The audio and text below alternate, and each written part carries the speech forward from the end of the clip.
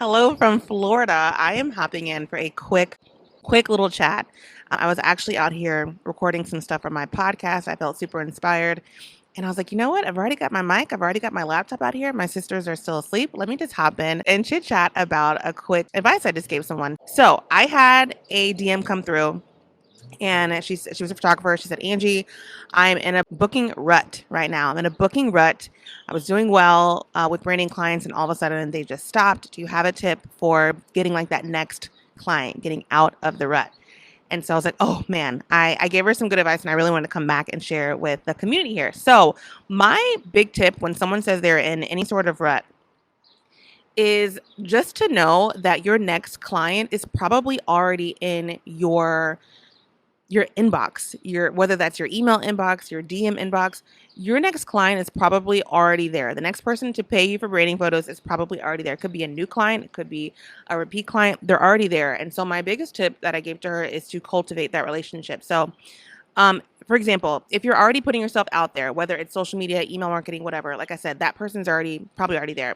So for email, a quick tip for email is take the time to go into your inbox and connect with anyone who has maybe ghosted you, or they've said you're outside of the budget, or it's in a wrong season. I have gone back. I make it like a part of my workflow. I go back and connect with people who maybe inquired maybe 3 to 6, even 12 months ago, and just follow up with them. And I have had people book me and say, oh my gosh, you know what? It's definitely the right time. I definitely have more of the budget now, or I'm sorry I never got back to you. Let's get something on the calendar. Sometimes people, just like with any sort of like sales and advertising, people need to see things 7, 8 times before they make a purchase. And so don't be afraid to follow up with people. Like I said, especially if you maybe have an email list and that person's on your email list and they've been, you've been nurturing them the past couple months, they might be a warmer lead than they were 6 months ago. So, quick tip for that, take some time, go through your inbox. For anyone that really, I have like folders. I have folders in my inbox. People who ghost me or people who say I'm not in the budget, I have folders. And so I can go back and go to a folder and be like, okay, these are all the people who said I was outside of the budget. Let me go back, spend 5 minutes and follow up with them and see if I can get someone to close. So, that's a quick example. Another one is social media. So, like I said, if you've already been doing a great job of being consistent on social media, providing value, sharing transformations, chatting with potential clients, go through your DMs and see if there's anyone you can connect with there. Also, when it comes to social media, I love to push social media audience to my email list. And so, if you haven't done a great job or a consistent job of posting some sort of opt-in, getting people onto your email list, I would say that's my next tip to you is to create an opt-in or revise one of your opt-ins and get on a schedule to put it out there into social media and get people on your email list. It's so much easier to sell in your email list because you can set up an opt-in and then you can do like a welcome campaign where they get delivered the opt-in and then maybe in 2 days they get a really good valuable email about branding photography, and then 2 days later they get tips for inspiration for the next branding photo shoot, what to bring, how to plan, and then maybe a third email, and then boom, it's a sales email that says, hey, I have bookings open for the next quarter, would love to get you on my calendar. Like, you can take the relationships that you're building on social media and push them to pretty much this welcome sequence or sales funnel, some people will call it, in your email marketing. And so to do that, create the opt-in, push it out there. And if you've created an awesome opt-in, like a checklist or a cheat sheet or an e-guide or something, and you've only posted it once, oh my gosh, you're doing yourself a disservice. At least once a week, twice a week if you can, at least once or twice a week, pushing people off of social media to your email list. So cultivating those relationships on social media, going down hashtags, geotags, connecting with potential audiences in your local market, and then creating that value with reels, Instagram lives, stories, pushing people to download this opt-in and getting them off the platform and into your email list, and then serving in your email list, and then hitting them with the pitch to work with you. So that's another example of how you can be cultivating those relationships that you already have that are already in your DMs and getting them onto your email list so you can pitch them there. Another one I have is networking. So getting out. Sometimes if I feel like I just want to talk to people, talk to potential clients, and not deal with the algorithm or anything like that, literally just go to where your clients are. Go to where they are in person. Maybe you want to work with brick and mortar businesses. And so go to those shops, talk to those managers, just buy something in the store, get to know them. I'm actually trying to find a farmer's market today. We're in Florida. I love going to farmers market and bringing my camera and kind of giving some photos or like some Instagram, clips or something like that to local business owners at the farmers market and just networking that way. I do that in my local town all the time. I'm always at the farmers market on the weekends, connecting there.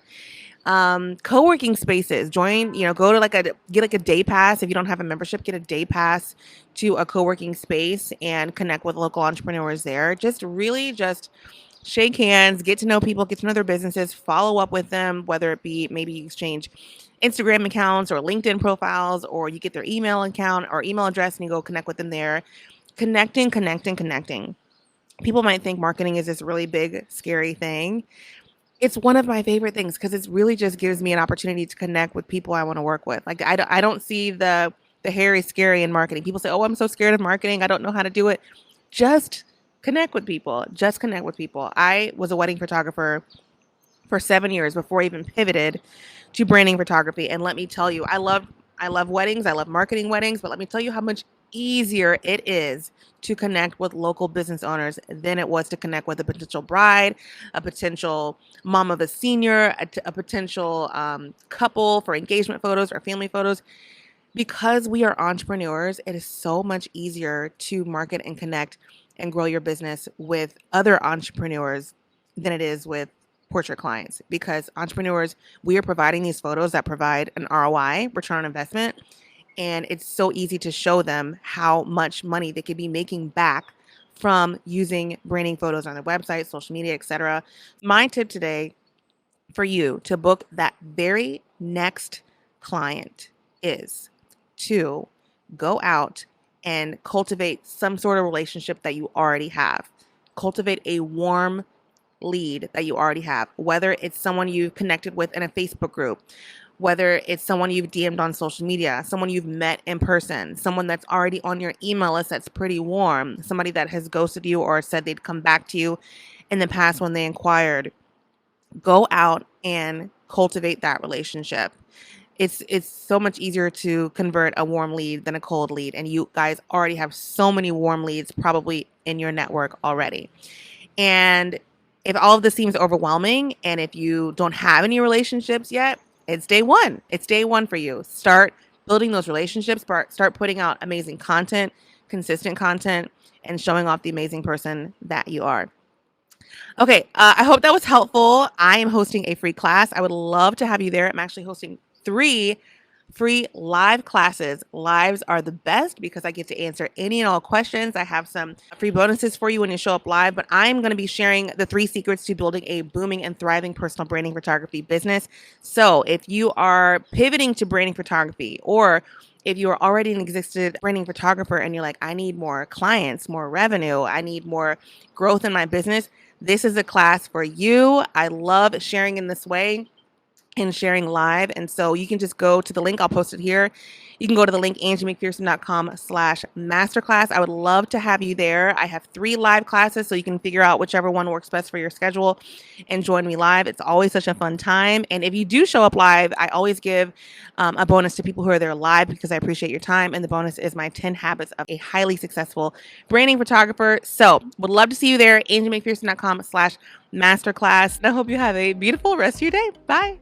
Hey friend, thank you so much for tuning in to the Angie McPherson Show. I hope this episode ignited a fire within you, motivating you to take bold and inspired action.